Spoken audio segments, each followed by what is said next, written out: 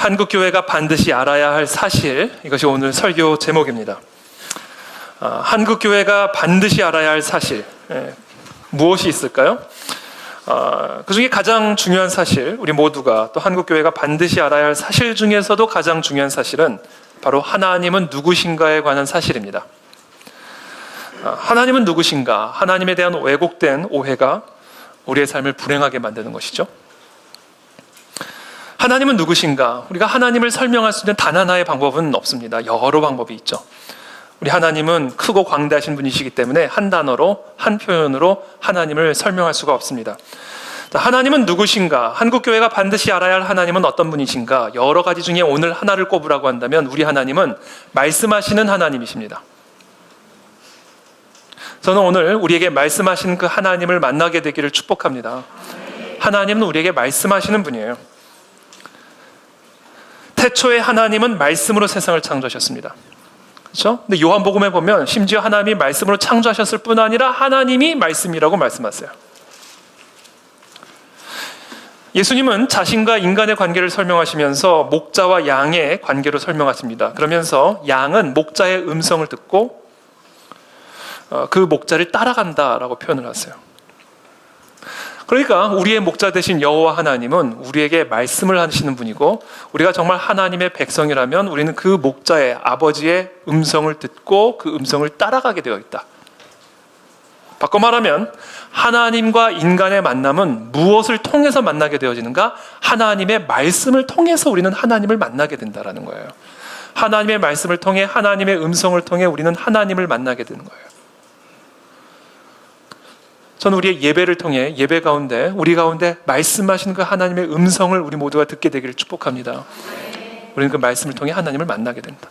그게 아브라함의 이야기입니다. 이후에 1절에 여호와의 말씀이 환상 중에 아브라함에게 임하여 이르시되 아브라함아 두려워하지 말라. 나는 네 방패요 너의 지극히 큰 상급이니라. 두려워하지 말라고 말씀하시는 이유는 지금 아브라함이 두려워하고 있기 때문이죠.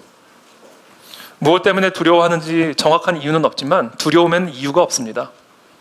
행복하면 행복해서 두렵고요, 행복하지 않으면 행복하지 않아서 두렵습니다. 잘 나가면 잘 나가서 두렵고, 잘 못 나가면 잘 못 나가서 두렵습니다.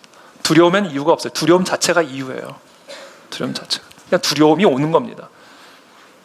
그렇게 두려움 가운데 있는 아브라함에게 오늘 하나님이 무엇으로 임하세요? 말씀으로 임하신다. 저는 그 하나님이 우리에게 말씀하시는 그 말씀으로 말할 수 없는 위로와 평강을 누리는 이 아침이 되기를 축복합니다. 지금 뭐라고 말씀하시는가? 나는 너의 방패다. 그리고 나는 너의 상급이다. 하나님이 인간에게 말씀하실 때 사용하시는 최고의 텍스트는 물론 여러 가지 방법을 통해서 말씀을 하십니다. 오늘 본문의 경우에는 환상을 통해서 하나님을 말씀하셨어요. 그러나 하나님이 사람에게 말씀하시는 최고의 텍스트는 성경입니다. 그런데 그 성경 다음으로 하나님이 사용하시는 텍스트가 있어요. 그 텍스트가 무엇인지 아세요? 바로 역사입니다. 역사. 히스토리.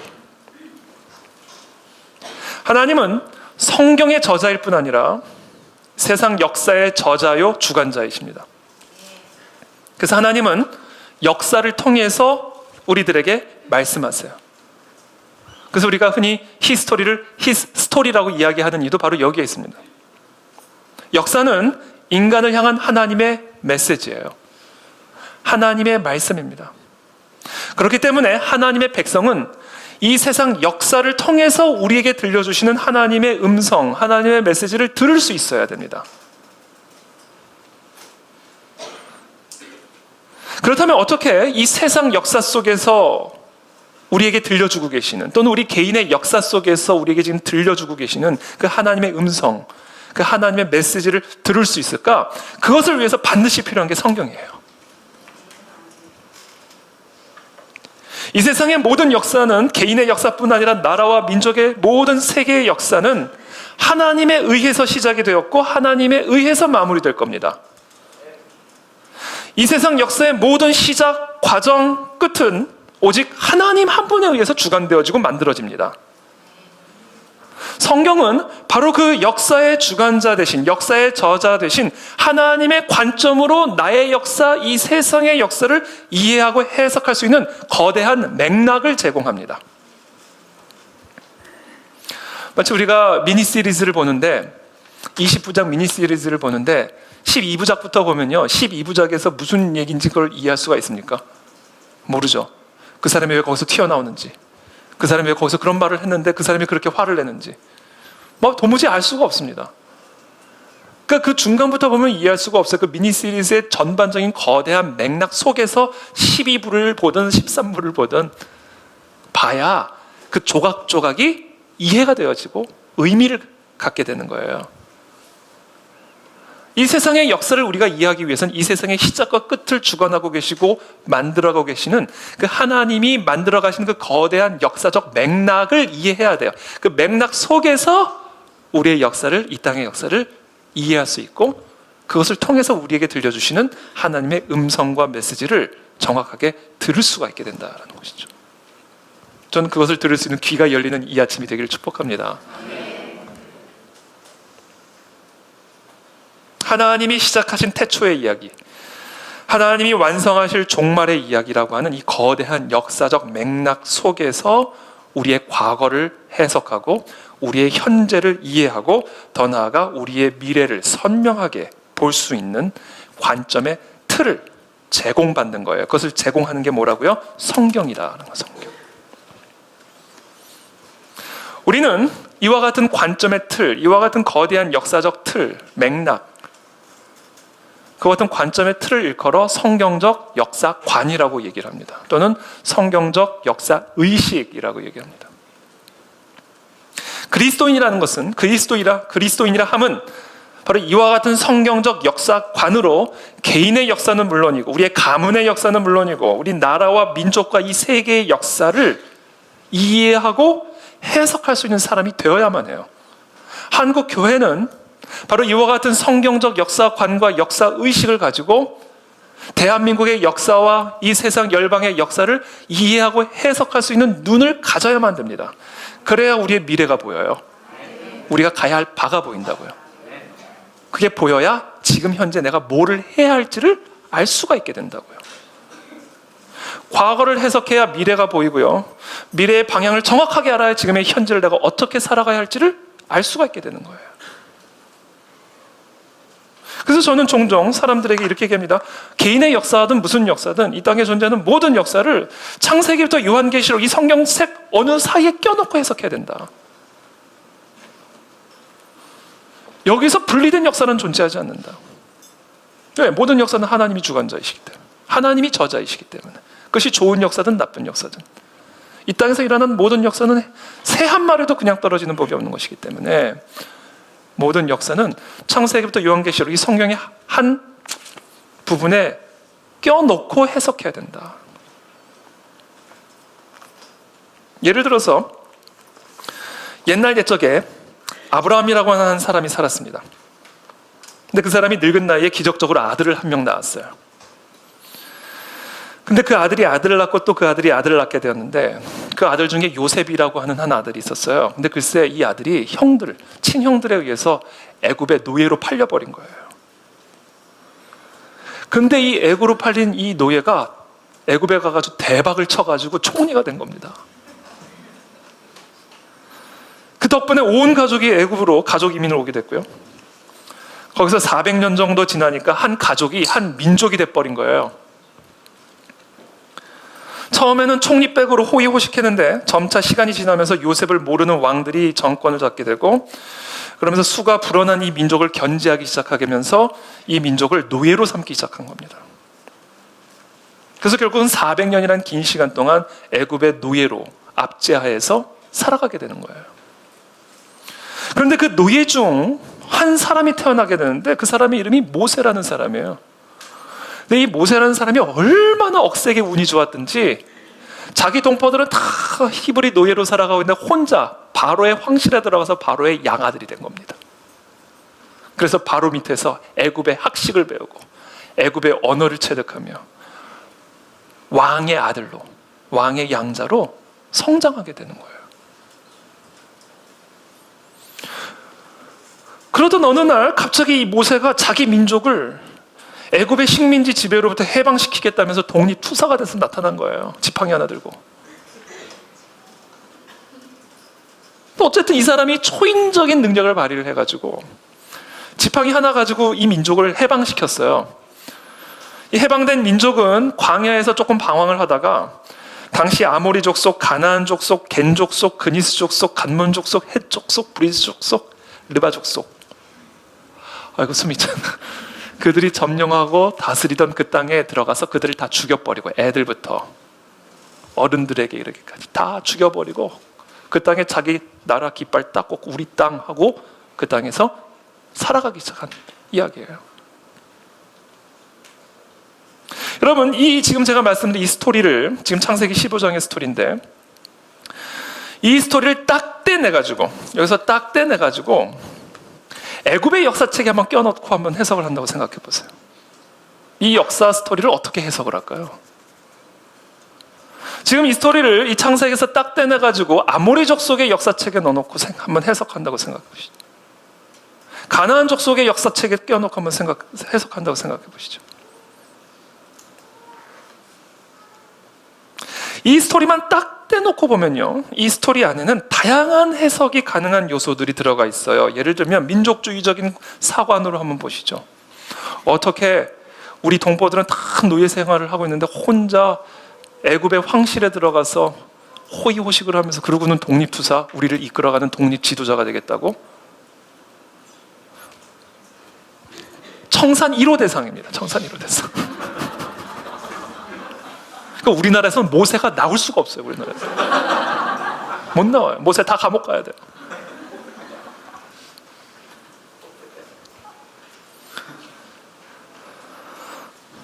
제국주의 사관으로 한번 보시죠. 멀쩡하게 우리 잘 살고 있는데 군대가 쳐들어오더니 하나님 이름 부르면서 성경을 들고 들어오면서 우리 애를 죽이고 우리 아내를 죽이고 우리 남편을 죽이고 우리 엄마 아빠를 죽이고 그리고 자기 땅이라고 딱 깃발 꼽는 거예요. 제국주의적 사관으로 보시죠.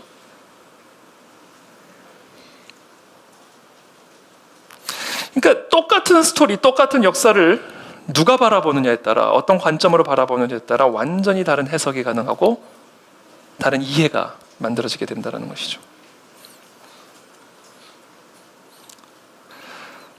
여러분, 오늘 제가 말씀드린 이 아브라함의 스토리, 이스라엘의 건국 스토리, 이것을 해석하는 데 있어서 가장 중요한 사실은 이 모든 일들이 오늘 창세기 15장에서 예언한 것처럼 하나님이 예언하신 것의 성취다라는 사실이에요. 그것을 이해하고 이 역사를 바라봐야 된다. 우연이 아니라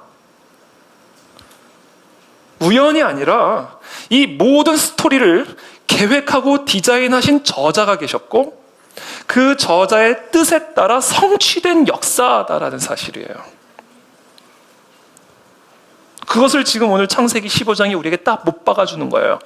그래서 너희 마음대로 해석할 권리가 없어. 못 박아버리시는 겁니다. 그 역사를 설계한 저자의 뜻에 맞춰서 그 저자의 관점으로 우리는 이 역사를 이해하고 해석해야만 한다라는 거예요. 왜? 그 역사의 저자가 하나님이시니까. 그래서 하나님은 이 역사를 미리 예언하셨어요. 내가 너에게 씨를 줄 거야. 그리고 그 씨는 민족을 이룰 거야. 그리고 그 민족은 내가 너에게 지금 가라고 한 그 약속의 땅을 점령하게 될 텐데 거기에는 많은 족속들이 살고 있지만 그 땅을 너가 정복하게 될 거야. 싸워서, 죽여서. 그런데 바로 들어가는 것은 아니야. 4대 만에 들어가게 될 거야. 그리고 그 기간 동안 한 민족에 의해서 엄청난 시달림과 괴롭힘을 당하게 될 텐데 너희를 시달리게 한 괴롭힌 그 민족을 내가 징벌함으로써 내가 너를 그 약속의 땅으로 들어가게 만들 거야. 라는 것을 예언하셨어요. 그래서 이 모든 역사는요, 민족주의적인 사관도 아니요, 제국주의적 사관도 아니요, 그 어떤 아모리족 속의 사관도 아니요, 이것은 오로지 뭐예요? 하나님의 계획에 따른 성취예요. 뭘 위해? 하나님의 뜻을 위해. 그러니까 지금 이것은 무엇을 의미하는가? 이 역사 속에, 이 세상 역사에는, 개인의 역사도 마찬가지예요. 이 역사라는 것 안에는 하나님의 뜻이 담겨져 있고 하나님의 메시지가 담겨져 있다는 말씀이에요. 그리고 우리는 그 메시지를 바로 알아들어야만 한다는 사실입니다. 왜? 하나님은 말씀하시는 분이기 때문에. 성경을 통해서 말씀을 하실 뿐 아니라 역사를 통해서 말씀하시는 분이에요. 그러므로 성경적인 역사관을 가지고 우리는 아브라함의 인생을 해석해야만 하고요. 성경적인 역사관을 가지고 이스라엘이라는 나라의 민족사를 이해해야만 합니다. 그 인생사와 민족사를 통해서 하나님이 지금 저와 여러분들에게 그리고 우리 후손들에게 들려주고자 하시는 그 메시지를 들을 수 있어야만 해요. 자, 그렇다면 그 메시지는 무엇인가? 하나님이 이 땅에서 펼쳐지는 이 모든 역사를 통해서 우리에게 들려주고자 하시는 그 핵심적인 주제, 핵심적인 메시지, 성경적 역사관의 중심은 무엇이냐? 하나님의 나라예요. 하나님의 나라. 하나님이 다스리고 통치하는 새 하늘과 새 땅의 재창조. 인간의 죄로 말미암아 타락한 이 땅 가운데 새 하늘과 새 땅을 재창조하여 하나님이 다스리는 하나님의 나라의 회복. 이것이 창세기부터 요한계시록까지 모든 역사의 시작과 종말의 거대한 역사적 맥락이고요. 그 사이에서 일어나는 모든 역사는 그 거대한 맥락 속에서 이해를 해야 한다. 그때 우리는 그 역사를 통해서 우리와 우리의 교회에게 들려주시는 메시지와 음성을 들을 수가 있게 된다는 거죠. 한국 교회는 그것을 들을 수 있는 귀가 있어야만 합니다. 그래야 우리가 한국 교회가 갖고 있는 시대적 사명을 이해할 수가 있고 깨달을 수가 있는 거예요. 아브라함은 하나님 나라의 회복이라고 하는 거대한 맥락 안에서 본토 친척 아비집을 떠난 거예요. 바로 그 맥락 안에서 하나님은 아브라함에게 아들을 주실 것이고 바로 그 맥락 안에서 그 아들을 통해 민족을 만들어 주실 것이며 바로 그 하나님의 나라라고 하는 맥락 속에서 이 민족은 저 아모리 족속, 가나안 족속을 진멸시키고 그들의 땅을 정복하여 그 땅을 다스리게 될 거예요. 이 모든 일들이 어떤 맥락 안에서요? 하나님의 나라의 회복이라고 하는 거대한 역사적 맥락 안에서 일어나는 일들이죠. 근데 거기서 끝나지 않죠. 앞으로 이 민족은 다윗이라고 하는 아브라함의 후손을 통해 그 땅에서 이스라엘 왕조를 세우게 될 것이고요. 그 다윗의 후손을 통해 예수 그리스도가 탄생하게 될 것이고요. 예수 그리스도의 죽음과 부활을 통해 이 땅에는 그리스도의 몸된 교회가 세워지게 될 것이고요. 그 교회를 통해 이 세상 가운데 하나님의 나라와 통치가 회복되어져 가기 시작할 거예요. 이 모든 것이 바로 이 하나님의 나라라고 하는 역사적 맥락 안에서 일어나는 일들이죠.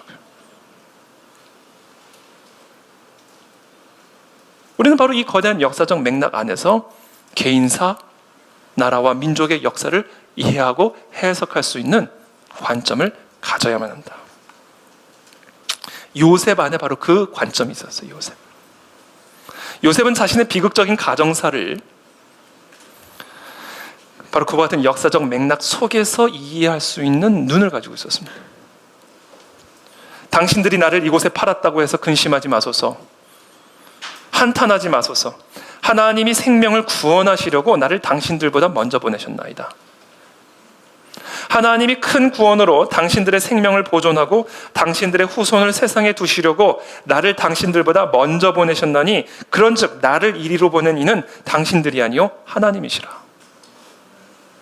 이 역사적 맥락 안에서 그러면서 이제 우리 누구예요? 요셉이 죽으면서 유언으로 뭐라고 얘기를 하는지 아세요? 뭐라고 부탁을 하는지 아세요? 50장 24절에 보면 요셉이 그의 형제들에게 이르되 나는 죽을 것이나 하나님이 당신들을 돌보시고 당신들을 이 땅에서 인도하여 내사 아브라함과 이삭과 야곱에게 맹세하신 땅에 이르게 하시리라. 요셉이 또 이스라엘 자손에게 맹세시켜 이르기를 하나님이 반드시 당신들을 돌보시니 당신들은 여기서 내 해골을 메고 올라가겠다 하라. 갈 때 혼자 가지 말고 내 해골까지 다 데리고 가라. 죽으면서까지도 명확하게 알았어요. 역사적 맥락을. 이게 바로 한국 교회가 반드시 알아야 할 사실입니다.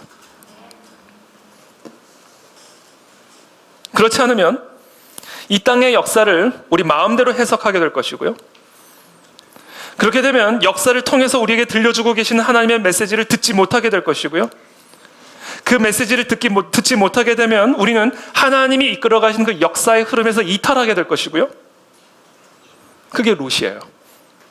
롯에게는요, 그와 같은 성경적인 역사관이 없었어요. 토지관만 있었어요. 어떤 토지가 좋을지. 딱 보니까 기름져 보이는 그 소돔 땅을 딱 택해버리는 거예요. 약속의 땅을 버리고. 그래서 약속의 땅을 두고 보기에 좋고 탐스러워 보이는 소돔 땅 취해버린 겁니다. 출애굽 1세대가 그랬습니다. 이들에게는 역사의식이 없었어요. 이들에게는 오직 생존의식만 있었어요. 가데스 바네아에서 약속의 땅에 정탐을 하러 들어가서는 네피림을 보고는 기겁을 하고 돌아온 거예요. 그리고는 애굽으로 돌아가자 통곡하고 있는 겁니다. 그러면 역사의식이 없으면 이렇게 돼요, 교회가. 역사의식이 없으면 그리스도인이 이렇게 돼버린다고요. 한국 교회와 한국의 성도들은 이 성경적인 역사의식으로 무장이 되어야만 합니다. 이 땅의 모든 역사를 하나님의 나라라고 하는 이 역사적 맥락 속에서 이해하고 해석할 수 있는 역사의식으로 무장이 되어야 우리가 저 약속의 땅으로 들어가 하나님의 나라를 이루어가는 하나님의 군대가 될 수 있다라는 거예요. 그렇지 않으면 소돔으로 들어가게 되어 있어요. 그 기로에 지금 한국교회가 서 있다. 그 기로에. 애굽의 식민지 지배로부터 해방된 이후에 시작된 이 이스라엘이라고 하는 이 나라는 오랜 시간 동안 로마 제국의 식민지 지배를 받게 됩니다. 그게 신약의 시대에 일어난 일들이죠. 이스라엘은 66년, 주후 66년에 로마 제국을 대항한 독립전쟁을 펼쳤습니다. 그렇지만 70년에 로마 장군 티투스에 의해서 처참하게 진압이 되고 예수님의 예언처럼 예루살렘 성전이 다 회파되어지는 그런 아픔을 경험하게 되죠. 이 패배의 결과로 유대인들은 자신의 나라를 잃어버리고 로마 제국 전역으로 흩어지는 소위 말하는 디아스포라가 본격적으로 시작이 됐습니다. 그렇게 약 2000년을 방황한 거예요. 유랑한 겁니다. 그러다가 1948년 5월 14일 이미 다른 아랍인들이 겐 족속, 그니스 족속, 간몬 족속, 헷 족속, 브리스 족속, 르바 족속, 아모리 족속, 가나안 족속들이 이미 터를 잡고 살고 있는 그 팔레스타인 땅에 들어가가지고 다 내쫓아 버리고 이스라엘 국기 꼽아버린 거예요. 그게 1948년 5월 14일에 일어난 일입니다. 그것을 이스라엘 사람들은 건국일이라고 얘기를 하지만 거기서 살다 쫓겨난 팔레스타인들은 대재앙의 날이라 이야기합니다.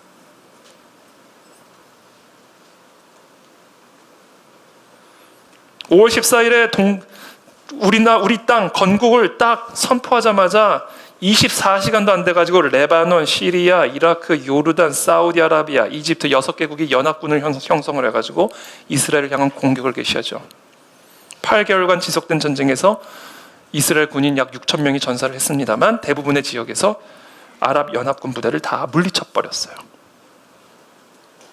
물론 그 후에도 지금까지 계속해서 분쟁은 지속이 되고 있지만 결국 많은 팔레스타인 난민들이 만들어져서 여전히 지금도 난민 생활을 하고 있는 사람들이 많이 있죠. 그런 걸 보면 오늘 창세기 15장의 예언은 여호수아를 통해서만 성취된 것이 아니라 20세기에도 동일하게 또 반복이 된 것처럼 보여요. 1948년 5월 14일에 이스라엘이 건국될 때 그 해에 이스라엘과 함께 건국된 또 다른 한 나라가 있었는데 그 나라가 대한민국입니다. 1948년 8월 15일 대한민국은 이승만 초대 대통령에 의해서 자유민주주의 국가로 건국이 되었습니다. 한국 사회 안에는 이 대한민국이라고 하는 이 나라의 건국을 어떻게 바라볼 것인가를 두고 아직도 합의되지 않은 치열한 분열과 갈등이 존재하고 있습니다. 크게 두 관점으로 나누어지는데 하나는 소위 진보 좌익적 관점이 있고요. 보수 우익적 관점이 있습니다. 좌우의 관점이 있어요. 쉽게 말하면. 자, 진보 좌익적 관점은 뭐다? 민족주의적 관점이에요. 민족주의적 관점. 우리는 한민족이다. 우리끼리. 우리는 한민족인데 분단됐다는 거야, 분단된 상태로 건국이 됐다는 거야. 그러니까 이거는 태어나면 안 됐을 나라라는 거야. 분단을 영구화시켜버렸기 때문에 한민족을. 그래서 이 소위 말하는 진보 좌익적 역사관은 대한민국의 건국사를 민족주의적 관점으로 바라보기 때문에 이건 실패한 역사, 태어나지 말았어야 할 역사로 바라봅니다. 그러나 보수 우익적 관점에서는 민족주의적 관점보다는 가치 중심적 관점으로 해석을 합니다.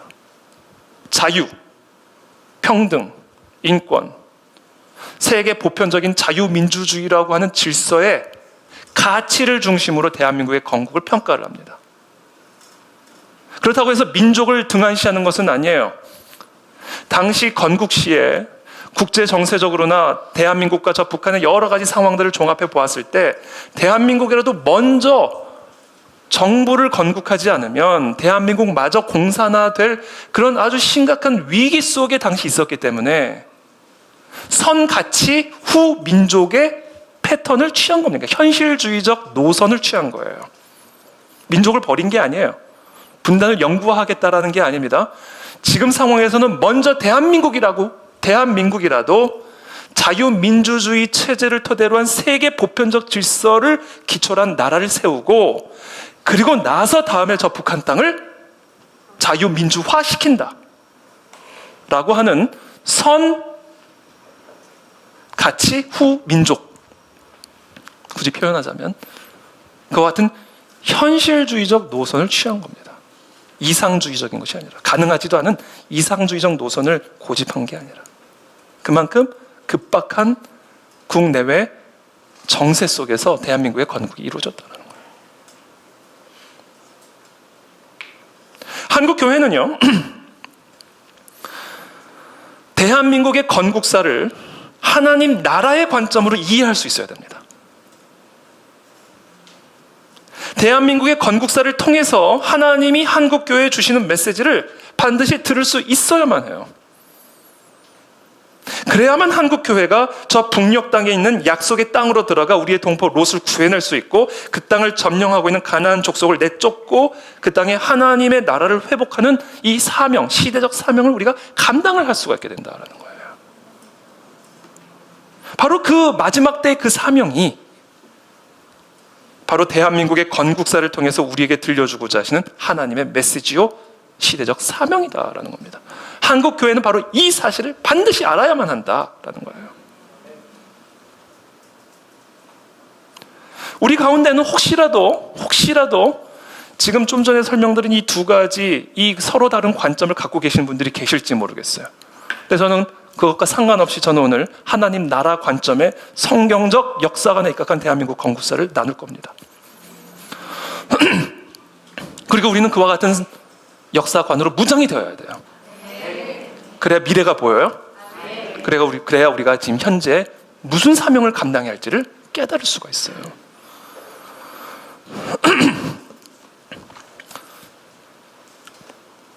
먼저 1948년 8월 15일 대한민국 건국 이전의 역사를 잠깐 간략하게 살펴보겠습니다. 참고로 우리 대한민국의 현대사를 여러분들이 공부를 해야 됩니다. 우리 그리스도인들은, 한국교회가. 왜냐하면 이 대한민국의 건국사를 이해해야 하나님이 이 대한민국의 건국사를 통해서 우리에게 들려주시는 메시지를 들을 수 있고 그래 우리의 사명을 알 수가 있거든요. 그래서 오늘 몇 권의 책을 여러분들에게 소개해드리려고 가져왔는데 이건 대한민국 역사라는 빨간 책입니다. 서울대학교 경제학과 교수였던 이영훈 교수님. 이분은 아주 논쟁적인 분이에요.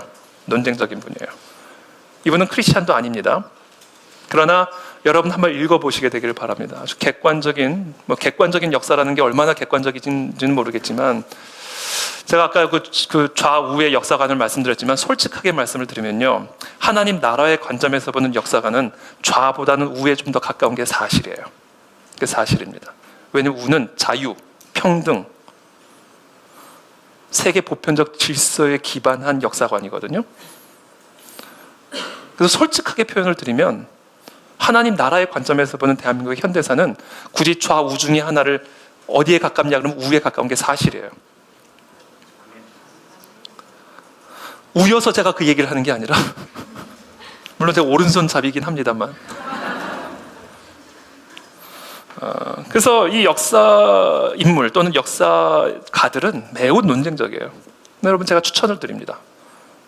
한번 읽어보시게 되길 바라고요. 두꺼워요. 너무 두껍다. 그리고 너무 빨갛다.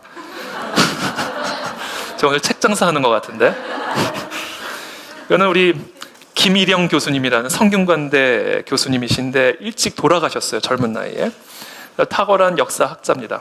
건국과 부국이라고 하는 책인데 매우 객관적으로 중립적으로 쓴 그런 책입니다. 건국과 부국이라는 책을 제가 추천을 드리고요.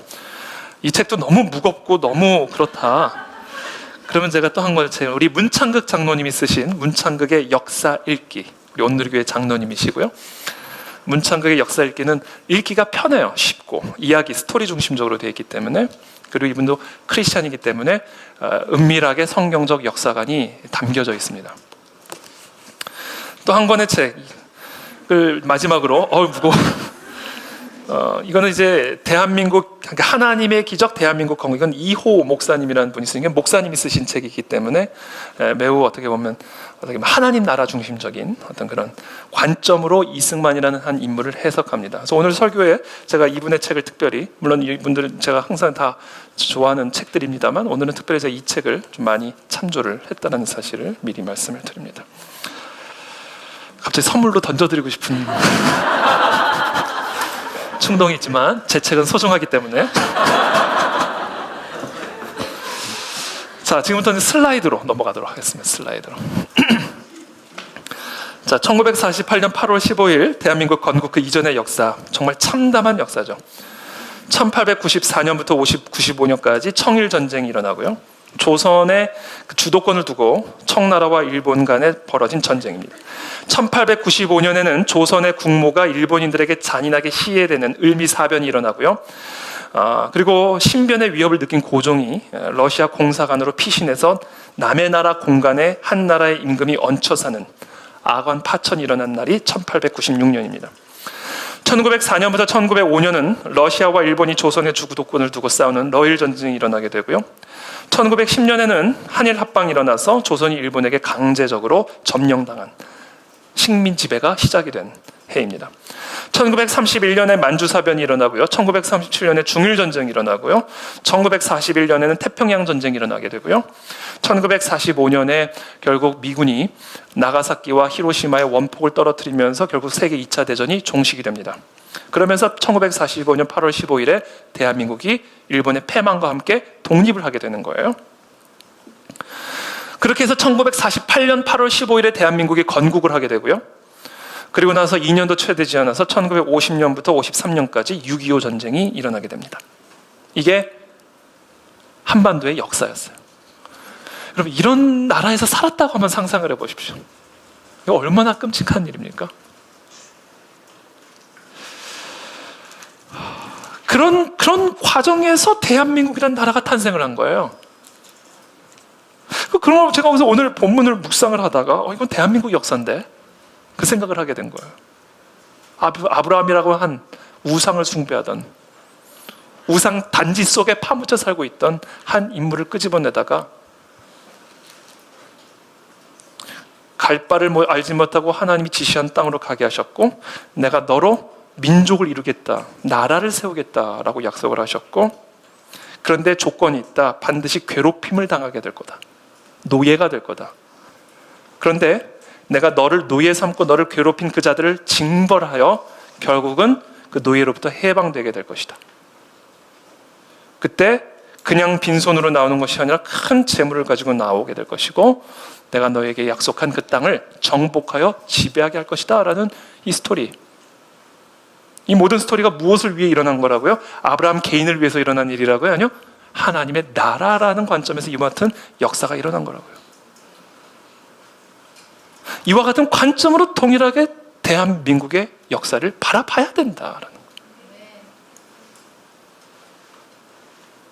참 여기서 재미있는 예언이 14절에 보면, 그들이 섬기는 나라를 내가 징벌할지며 그 후에 네 자손이 큰 재물을 이끌고 나오리라. 여러분, 정말 이 참혹한 역사적 전쟁, 지배, 고통 끝에 1953년 한국전쟁 이후에 얼마나 대한민국이 눈부신 경제성장을 이뤘습니까? 패전국 일본이 얼마나 강력한 나라로 부흥을 했습니까? 공산주의 국가 중국의 경제 개방으로 중국이 얼마나 발전하게 됐습니까? 도대체 무슨 일이 있었을까? 이 동북아, 화약고와 같은 끊임없는 전쟁이 펼쳐졌던 동네 북이었던 이 조선 땅에, 이 동북아시아에 도대체 어떠한 변화가 있었기에 이와 같은 화약고가 경제적인 역동성을 자랑하는 지역으로 변화될 수 있었을까? 한 인물을 꼽으라고 한다면 이승만을 꼽습니다. 이승만.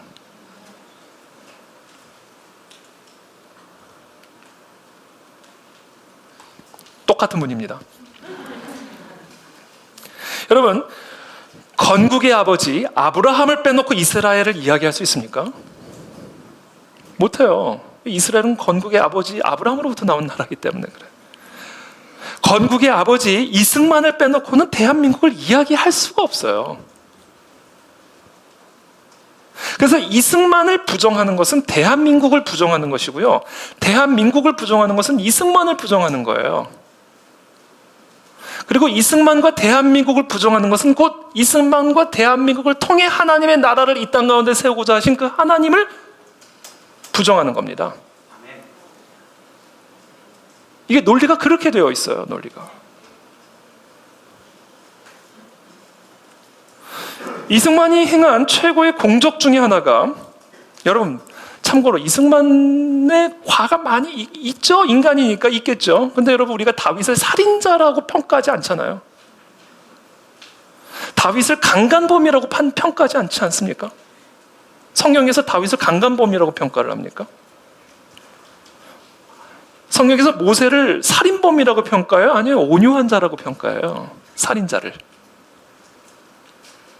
아브라함을 자기 살겠다고 아내를 팔아먹은 그런 남편으로 평가합니까? 그것을 기록을 하고는 있지만 성경은 아브라함을, 모세를, 다윗을 그렇게 평가하지 않아요. 왜요? 하나님 나라의 관점으로 평가하니까.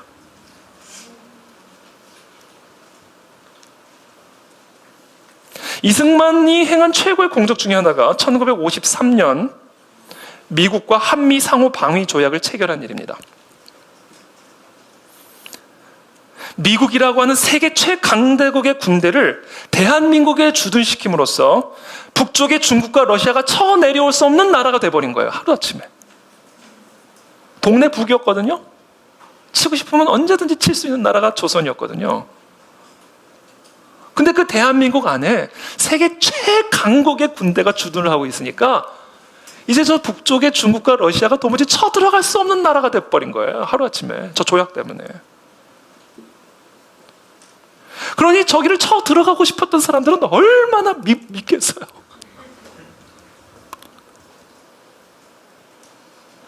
저 최강대국의 군대가 대한민국에 주둔하고 있었기 때문에 남쪽의 일본이 함부로 쳐 올라갈 수 없는 나라가 돼버린 거예요.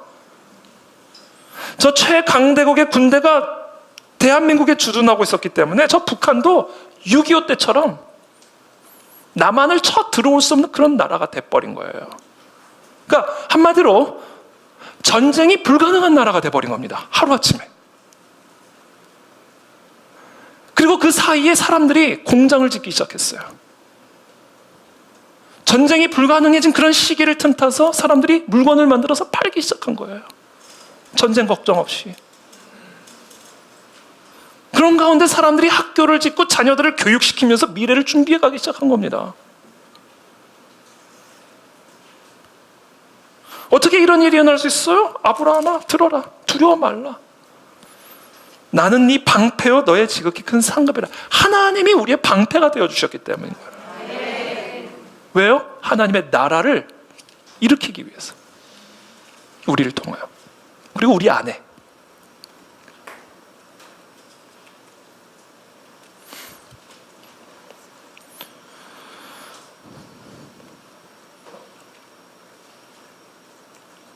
그래서 우리는 이 대한민국의 현대사를 통해서 하나님의 나라라고 하는 그 거대한 역사적 맥락 가운데 하나님이 어떤 일을 행하셨고 어떤 메시지를 우리 가운데 전해주고, 특별히 이 시대 한국 교회 성도들에게 지금 어떤 메시지를 들려주고 계신지를 들을 수 있어야 돼요. 그것을 듣기 위해서 우리가 반드시 알아야 할 인물이 이승만이에요.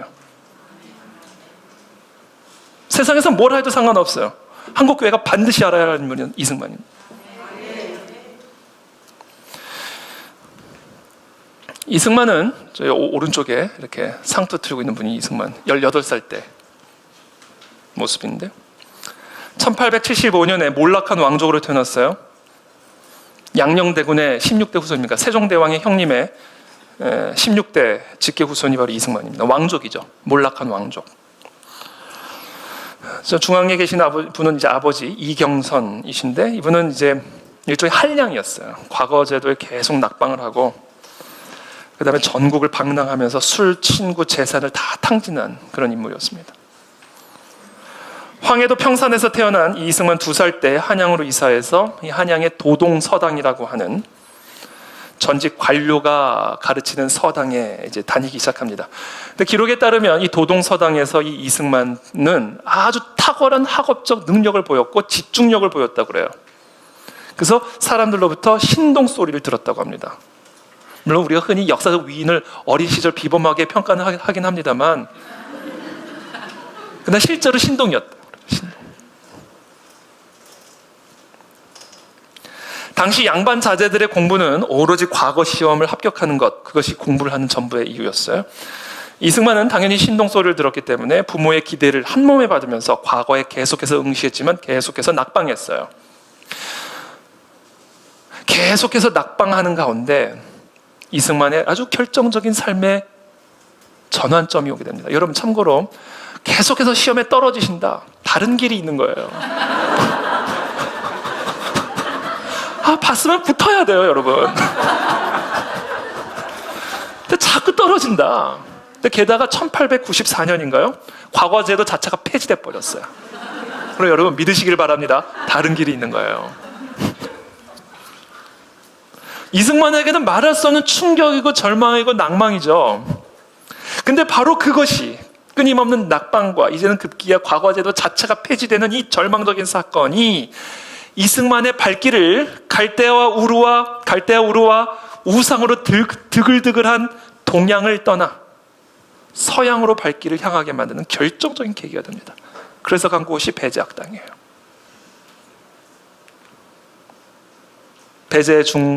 배제고등학교의 전신이죠. 배제학당은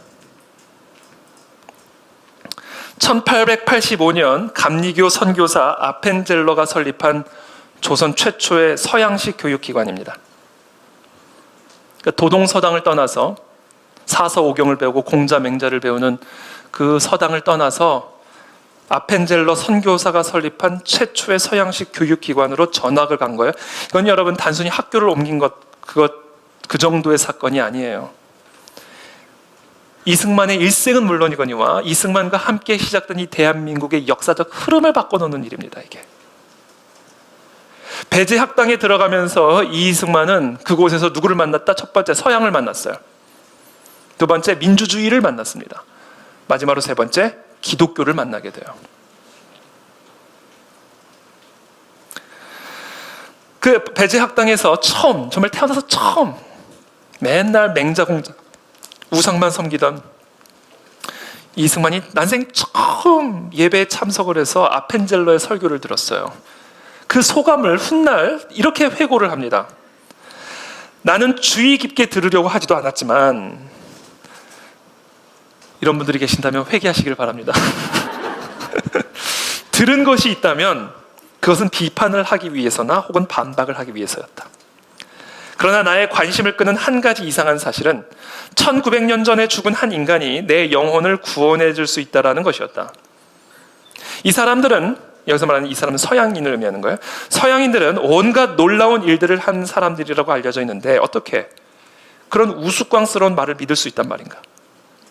아마 그들은 자신들은 믿지 않으면서 무지한 사람들만 그런 것을 믿게 하기 위해 여기에 와 있을 거야. 그러니 가난하고 무지한 사람들만 교회에 가는 것은 놀랄 일도 아니지. 위대한 부처님의 진리와 공자님의 지혜로 무장된 학식 있는 선비라면 저런 말은 절대 믿지 않을 거야 라고 혼자 중얼거리면서 예배에 참여했다라고 회고를 합니다. 당시 이승만에게 기독교는 터무니없는 거였어요. 근데 영어가 필요했어요. 왜? 미국의 문물을 받아들이기를 원했거든요. 그래서 영어 공부에 몰두를 하게 됩니다. 아까도 말씀드렸죠. 신동 소리를 들었다고요. 대단한 집중력을 가지고 있었다고 그래요. 기록에 따르면. 그래서 이 사람이 이분이 영어 공부에 몰두를 하면서 특별히 천재성을 발휘해서 불과 6개월 만에 배제학당 영어 교사로 아니, 대박이죠. 영어 교사로 부임을 하게 되는 거예요. 6개월 공부하면 6개월 바짝 공부하면 되는 거죠.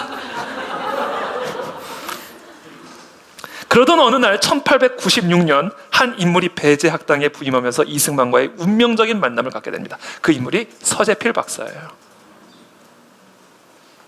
김옥균을 비롯한 개화파들의 쿠데타였던 갑신정변이 실패로 돌아가고 나서 이 누구예요? 서재필의 처가 외가 다 처형을 당해버립니다. 그리고 이 서재필 박사는 이제 일본으로 도피를 했다가 나중에 미국으로 도미해서 미국에서 의대를 가서 의사가 되고 미국인 여인과 결혼을 해서 미국 시민권자가 된 거예요. 그러고 나서 이제 조선으로 들어와서 부임한 것이 배제학당이에요. 그리고 거기서 이승만을 만난 겁니다.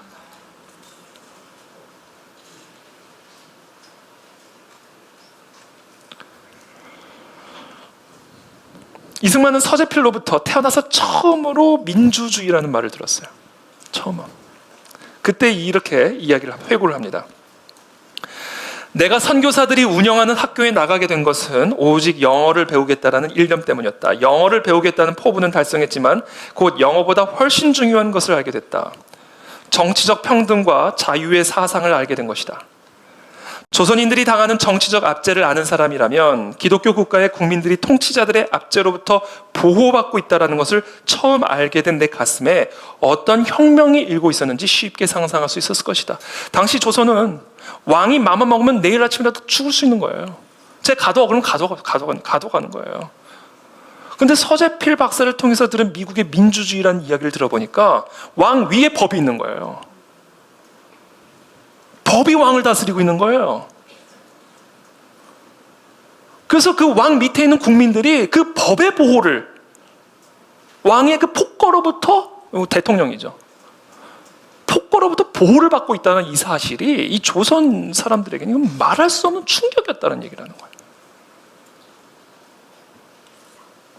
그러면서 이렇게 나는 스스로에게 말했다. 우리가 이런 정치 원리를 채택할 수만 있다면 고통에 처한 동포들에게는 대단한 축복이 될 것이다. 이 서재필 박사를 통해서 미국의 자유민주주의라는 것을 처음 듣고는 이 혁명처럼 마음속에 경험이 되어진 겁니다. 자, 하나님은 이승만이라는 한 사람을 갈대 우르에서 뽑아내어 배제학당이라고 하는 곳으로 집어넣고 갈 바를 알지 못하고 자기도 모르는 그 약속의 땅을 향하여 발걸음이 시작이 된 거예요. 자기도 모르게. 어떻게 이런 일들이 일어날 수 있었을까? 이 모든 것들이 다 뭐예요? 하나님 나라의 관점에서 일어나고 있고 저와 여러분들의 삶에도 지금 일어나고 있음을 믿으시길 축복합니다. 그 다음으로 인도한 것이 있어요. 어디로 인도하셨는지 아세요? 하나님이 감옥으로 인도하셨어요. 할렐루야. 제가 한번 어떤 분하고 식사를 하는데 갑자기 그분이 식사를 하는데 갑자기 뜬금없이 목사님은 감옥 가보셨어요? 그러시는 거예요. 갑자기. 그래서 아니요, 저 감옥 가본 적 없는데. 그랬더니 갑자기 이분이 식사를 하시다가 저한테 이태 목사님 큰일 하려면 한번 들어갔다 나오셔야죠. 그러는 거예요. 제가 밥을 먹다가 뿜을 뻔했어요.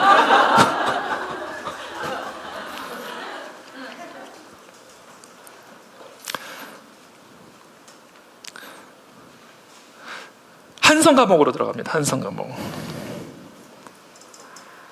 이게 지금 이승만, 죄수복을 입은 이승만이고요. 이승만이 데리고 성경 공부하던 성도님들이세요. 감옥에서 성경 공부하던 성도님들. 여러분 나중에 이 사람들이 건국의 동역자가 됩니다. 나중에. 1898년 12월 말 이승만은 엄청난 거사에 가담을 합니다. 유약하고 몽매한 고종 황제를 폐위시키고 박영효 중심의 개혁 정부를 수립하려던 쿠데타 음모에 가담을 하게 돼요. 이 젊은 이승만이. 근데 그 쿠데타 음모가 누설이 되면서 결국은 지명수배되었다가 배제학당으로 숨어 들어갑니다. 치외 법권이었어요. 선교사들이 만든 학교였기 때문에 치외 법권과 같은 장소였습니다. 그래서 배제학당으로 숨어 들어가서 한 18일 정도를 숨어 지내다가 한 의사 선교사님, 미국 선교사님이 왕진을 가는데 통역할 사람이 필요하다고 그래가지고 승만아 같이 가자 하고 따라 나갔다가 체포가 됐어요. 그러니까 미국 선교사님들이 얼마나 미안했겠어요. 그래가지고 이 이승만이 구속이 된 다음에 다시 구출해내기 위해서 엄청난 로비를 합니다. 미국 정부에도 로비를 하고 고종 황제에도 로비를 하고. 그러나 결국 통하지 않자 이승만이 탈옥을 결심해요. 이분이 별거 다 했습니다. 탈옥이 실패하면서 역적에다 탈옥수가 된 거예요. 사형입니다. 사형 언도를 받아요. 이 한성 감옥은요, 말할 수 없는 참혹한 장소예요. 이거는 한번 여러분이 나중에 제가 아까 소개해드린 이런 책들을 보시면 이 한성 감옥이 어땠는지를 자세하게 기록을 하고 있으니까 한번 나중에 그걸 보시죠. 이건 사람이 살 수 없는 그런 장소, 누울 수도 없는 장소예요. 앉아있기도 버거운 좁은 장소. 근데 그런 장소에 10km짜리 칼을, 10km 아니라 10kg 칼을 목에 쓰고 손에는 움직일 수 없도록 수갑이 채워져 있고 발에는 꼼짝달싹 할 수 없는 족쇄가 물려져 있고, 이 모든 칼을 벗고 손발이 풀리는 시간은 24시간 가운데 단 5분만 주어지는 그런 말할 수 없는 참혹한 이 한성 감옥에서 약 6년을 지내게 됩니다. 온몸은 고문으로 만신창이가 되었고요.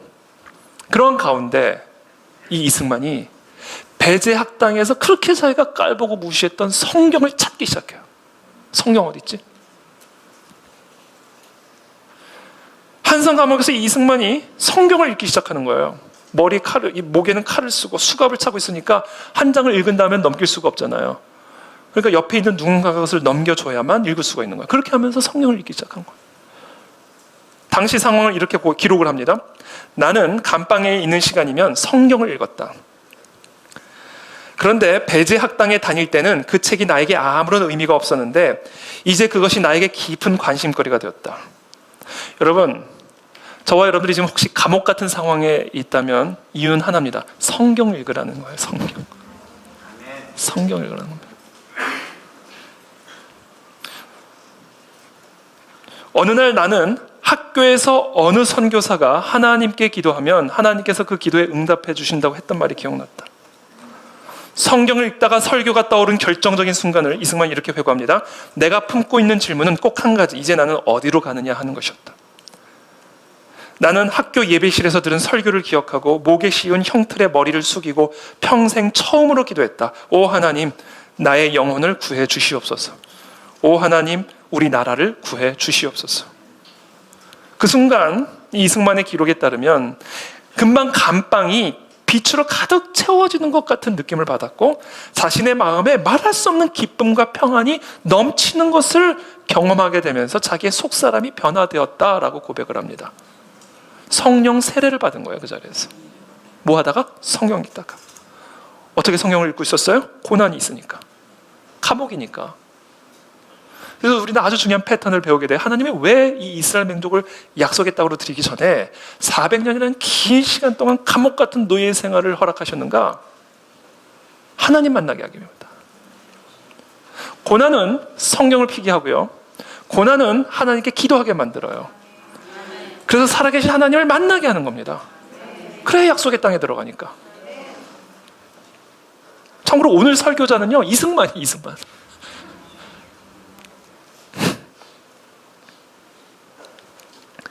그렇게 이제 예수님을, 하나님을 만나고 정말 내면의 성령의 세례를 받은 이 이승만, 그 후에 어떤 일들이 벌어지기 시작하냐면 선교사들의 로비와 또 왕족이라는 그런 신분 덕분에 사형소에서 무기수로 감형이 되고 1899년 12월에는 10년 징역형으로 감형이 됐습니다.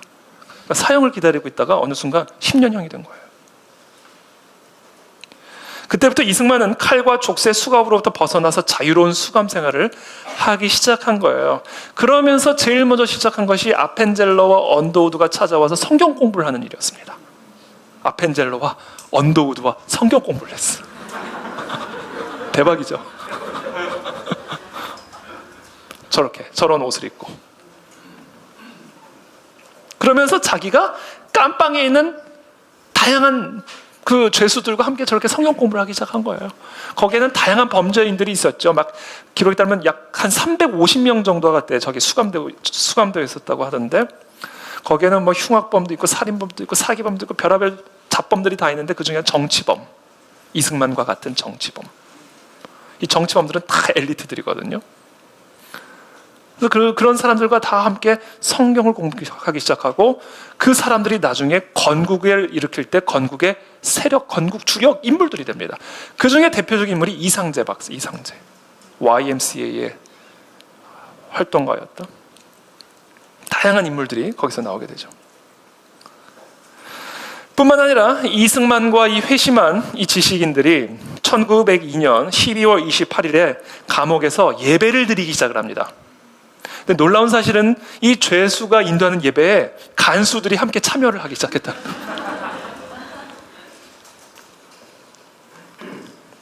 전도를 하는데 40명 정도를 전도를 하게 됩니다. 회심을 하게 돼요. 이승만이 40명 정도를 회심하게 합니다. 그리고 또 한 일이 뭐냐면 이 감옥 안에서 학교를 시작해요. 기독교 교육을 시작한 겁니다. 저 사람들을 데리고. 성경적 세계관 교육을 시작한 거예요. 감옥에서 학교를 세워가지고. 그래서 선교사들의 도움을 받아가지고 약 523권의 책을 가지고 저 감옥 안에 도서관을 세워요. 도서관. 그리고 그 책 가운데 약 3분의 2가 기독교 관련 책들. 저 도서관에서 책을 빌리고 반납한 이 모든 기록들이 다 남아있는데, 많은 사람들이 많은 경우 기독교 책과 성경책을 빌려서 읽었다라고 기록이 되어 남아있어요. 여전히. 그 가운데 그렇게 저 감옥 안에서 약 6년이라는 긴 시간 동안 사형수에서 무기수, 그 다음에 10년 징역형으로 감형되면서 학교를 세우고 성경을 가르치면서 이승만이 어마어마한 양의 독서와 집필을 하기 시작을 합니다. 이 감옥 안에서. 그래서 큰일을 하려면 감옥에 가야 되나 봐요.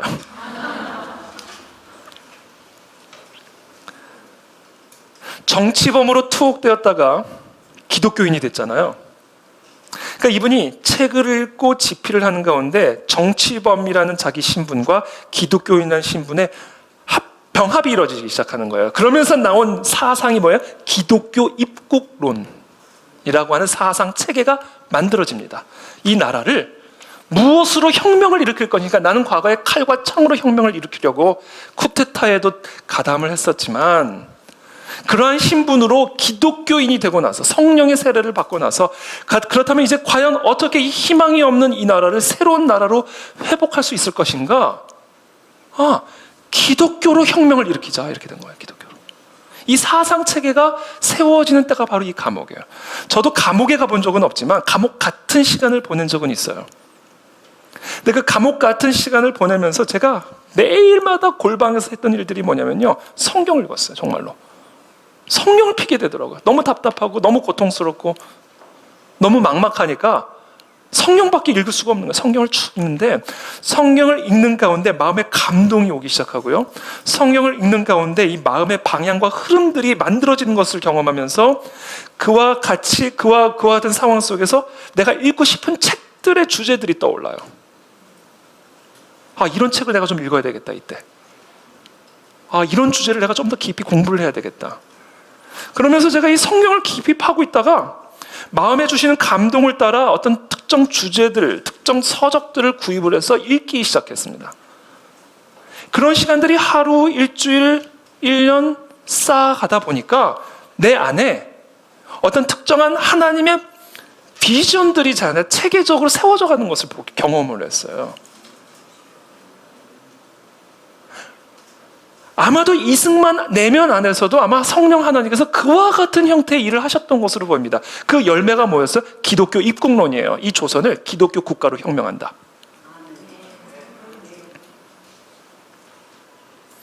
그러면서 이 옥중에서 1903년 9월에 신학월보라고 하는 감리교 선교사, 미국 선교사가 창립한 최초의 우리나라 신학 잡지입니다.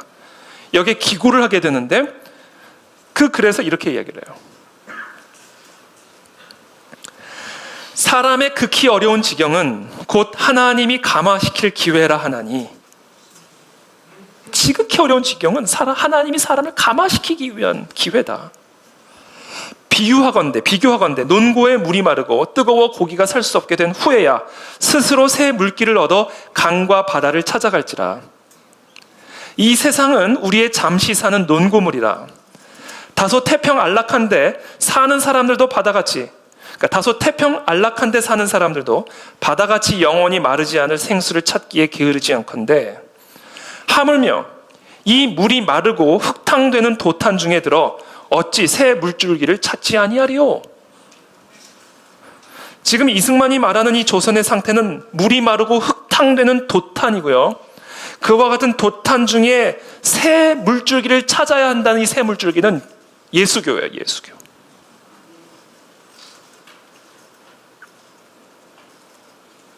그러니까 혁명을 꿈꾸다가 감옥에 들어온 이승만은 이제 새로운 혁명을 꿈꾸는 겁니다.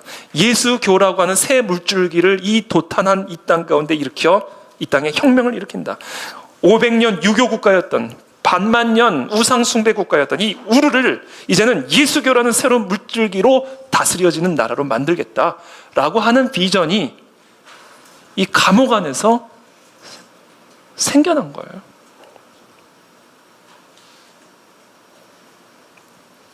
그러면서 이렇게 이야기를 합니다.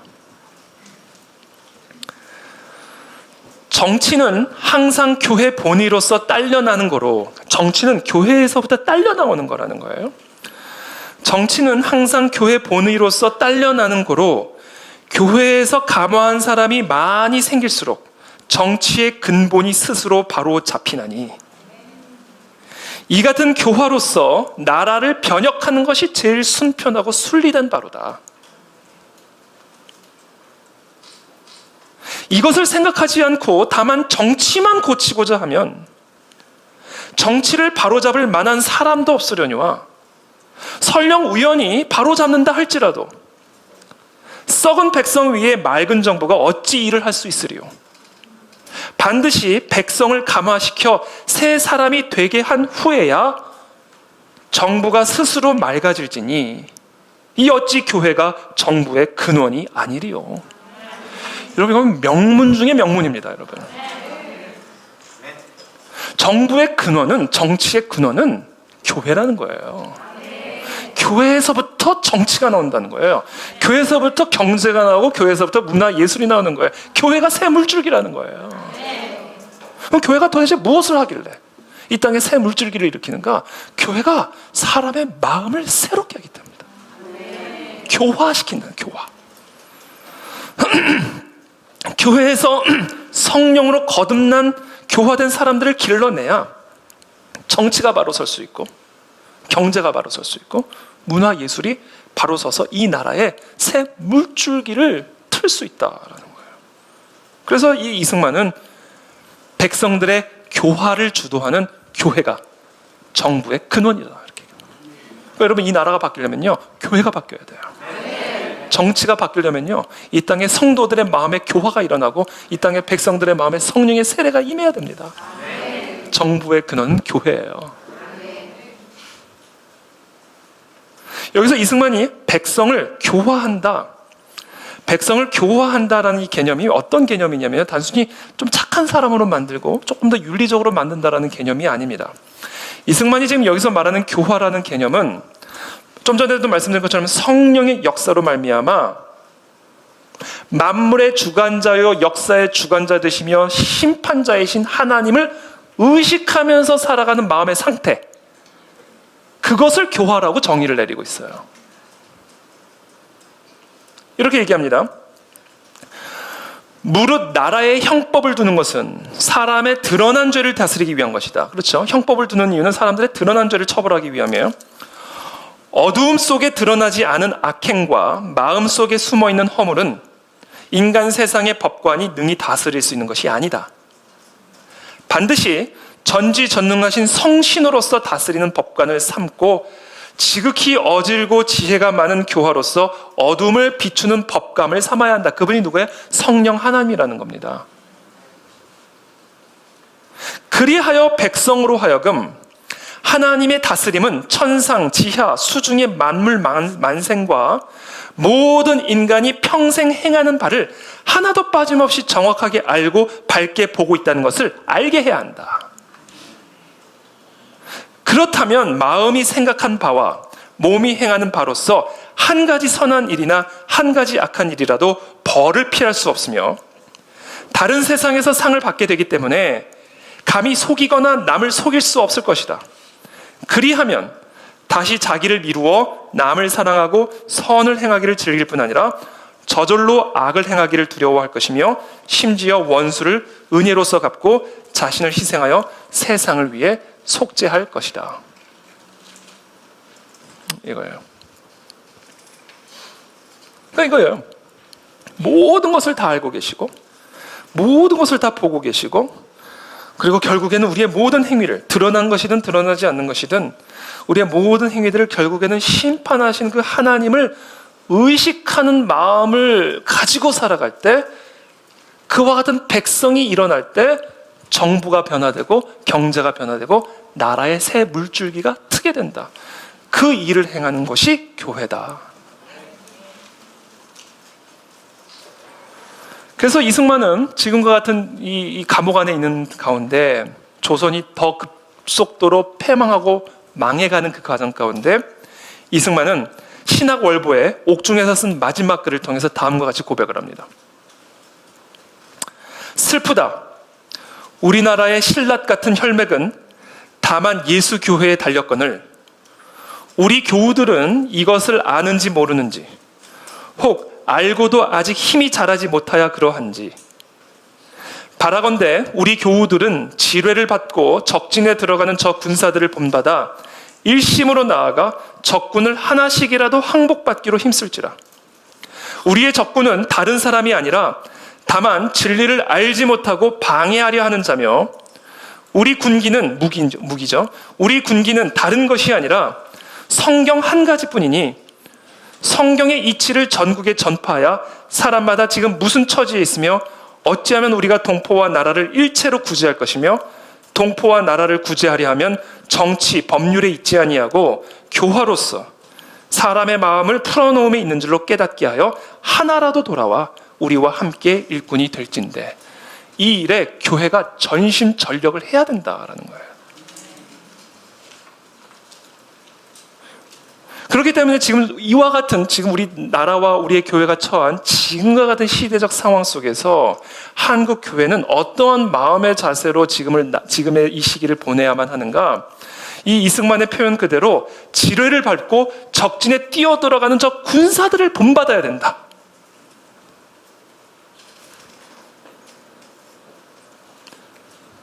그래서 우리 올해 표가 일어나 빛을 발하라요. 제가 지난주에도 잠깐 말씀드렸지만 여기 괄호 열고 뭐가 있는지 아세요? 중력을 이기고 일어나 빛을 발하랍니다. 우리가 일어나려면 뭐를 이겨야 돼요? 중력의 저항을 이겨야 돼요. 그렇잖아요. 그래서 우리가 일어나는 게 허리도 쑤시고 다리도 힘든 게 중력의 저항을 이기고 일어나야 되기 때문에 그래요. 여러분 태초부터 지금까지 하나님의 나라를 주저앉히고 하나님의 뜻을 회방하기 위한 마귀의 영적 공격들은 태초부터 지금까지 이루어지고 있습니다. 그렇기 때문에 우리는 이와 같은 저항을 일심으로 싸우는 자세로 마치 지뢰를 밟고 적진으로 뛰어들어가는 그 군인들의 모습으로 나아가지 않으면 우리는 절대로 일어나서 빛을 발할 수가 없다라는 거예요. 제가 오늘 이 설교를 사실 이걸 준비한 게 아니에요. 어제 오전에 설교를 새롭게 준비를 했어요. 한 주 동안 준비한 설교를 준비를 하다가 이 말씀을 묵상하면 묵상할수록 성령 하나님이 제 마음을 다른 방향으로 끌고 가시더라고요. 그래서 제가 어제 오전에 이 설교를 다시 새롭게 준비를 했습니다. 근데 제가 오늘 새벽에 우연히 뉴스를 봤는데 오늘이 이승만 대통령의 서거 55주기더라고요. 그래서 하나님이 왜 이 말씀을 오늘 특별히 이 시대에 이 땅의 한국 교인들에게 전하기를 원하는 것일까? 때가 가까이 왔기 때문에 그래요. 때가 가까이 왔기 때문에 저항도 심해지는 것이고 이 저항이 심해질수록 우리는 오늘 이승만 대통령이 당시 조선 그리스도인들에게 조선 교회에게 외쳤듯이 지뢰를 밟고 적진에 뛰어들어가는 그런 군인의 심정으로 이 모든 영적 저항을 이기고 부르신 곳에서 하나님을 예배하는 예배자로 서야만 한다라는 거예요. 더 간절하고 더 뜨겁게 이 예언의 성취가 이 나라 이 민족 가운데서 이루어질 수 있도록 우리가 일심으로 부르짖고 기도해야만 한다라는 겁니다. 한국교회는 바로 이 사실을 반드시 알아야만 합니다. 그래서 우리가 이 땅 가운데 하나님의 새로운 역사가 이루어지는 것을 보게 될 줄을 믿습니다. 우리 함께 이 시간 기도하며 나가기를 원하는데요.